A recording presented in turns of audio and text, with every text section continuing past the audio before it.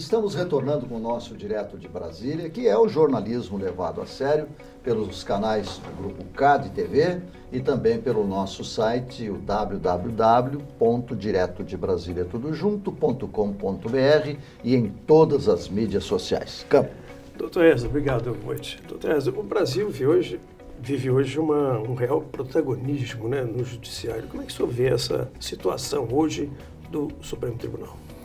Olha, o nosso país, na verdade, está atravessando momentos de turbulência em todos os poderes, seja no executivo, no legislativo, no judiciário. Isso decorre justamente da omissão do poder legislativo e o poder judiciário, então, comete abusos, porque é o tal negócio. Como nós estamos vivenciando, nós estamos, aliás, numa república federativa do Brasil que adotou a tripartição dos poderes, né? Então nós temos um poder legislativo que legisla, função de legislar. Tem o poder judiciário que aplica a lei, que tem como competência a jurisdição, quer dizer, ele vai dizer o direito de um caso concreto. E o poder executivo que administra. Quando um falha, o outro, no meu sentir, tem uma vontade, talvez, física, né? de vai assumir aquele vazio. vácuo, aquele espaço, né? Então, o Supremo Tribunal Federal realmente está sendo alvo de muitas críticas, por quanto ele está sendo visto como um poder que está invadindo a seara dos outros poderes. Mas também não é só isso, né, doutor Ezra? Porque o que a gente, mesmo que leigo, não sou um advogado como o doutor Campbell, né? Mas a gente observa nitidamente que há uma interpretação e até uma modificação da Constituição pelo próprio legislador, pelo próprio aplicador da lei. É isso que eu acho. Isso é preocupante, porque, veja bem, eu vejo o Supremo Tribunal Federal como uma corte que tem como principal missão proteger a Constituição de leis que a violem. Ela tem também o poder de interpretar as normas constitucionais. Mas eu vejo com preocupação quando o Supremo começa a mudar o texto da lei, né? Eu não estou aqui, por exemplo, não vou defender A ou B. Seria mas excesso tem de a interpretação, questão, né? a questão, por exemplo, do princípio da inocência está causando grandes polêmicas, né? O princípio da inocência, o que diz a Constituição? Claramente que ninguém será considerado culpado senão após uma sentença judicial transitada em julgado. Isso é o que diz a lei. Eu vou interpretar o quê? Ah, não, peraí, a Constituição quis dizer que é a partir da primeira instância, da segunda, da terceira, isso daí é uma interpretação. Então, essa que está causando uma grande preocupação, por quê?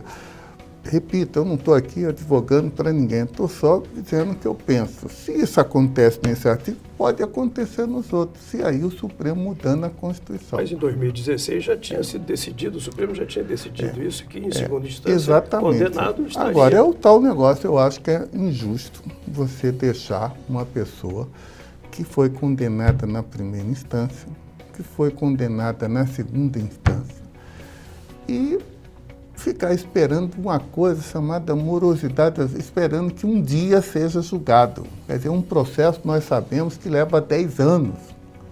Leva 10 anos. Você começar um processo na primeira instância, um processo de conhecimento leva alguns anos na primeira instância, depois alguns anos na segunda instância.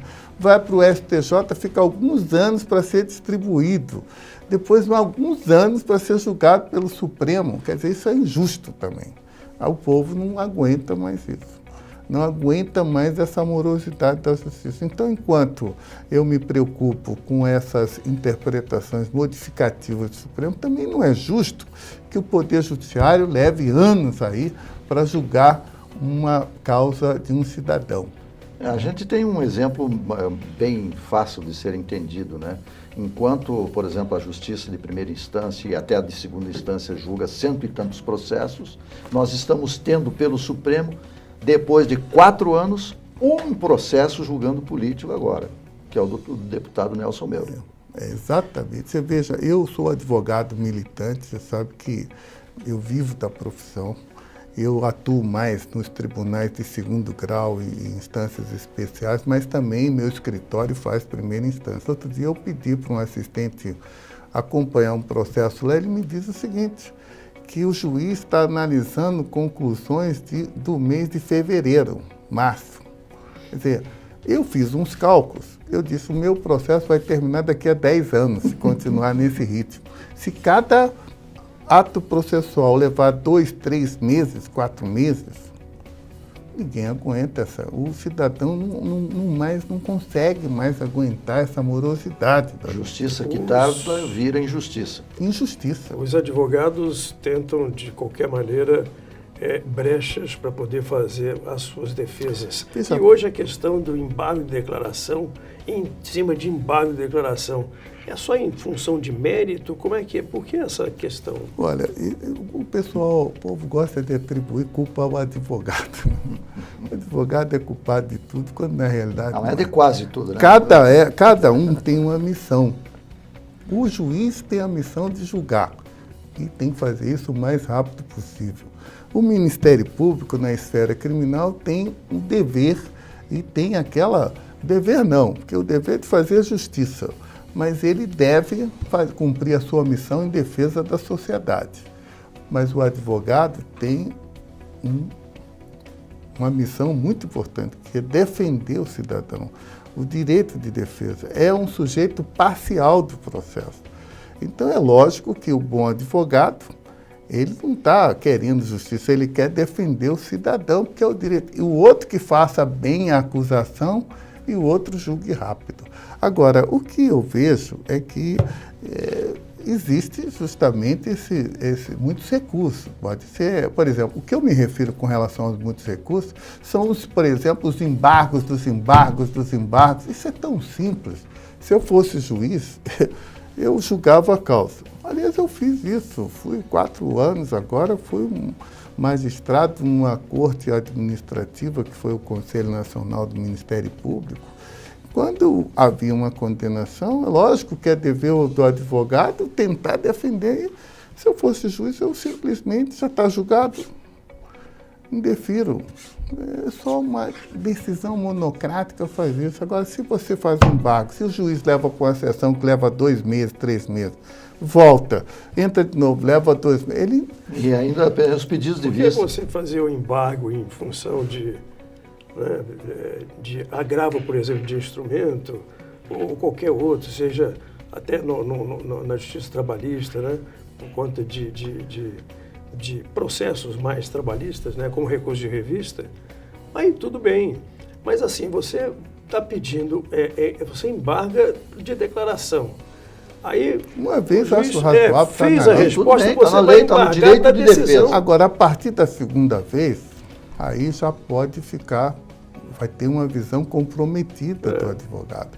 Porque aí ele pode ser visto como um advogado que pretende procrastinar o cumprimento da decisão.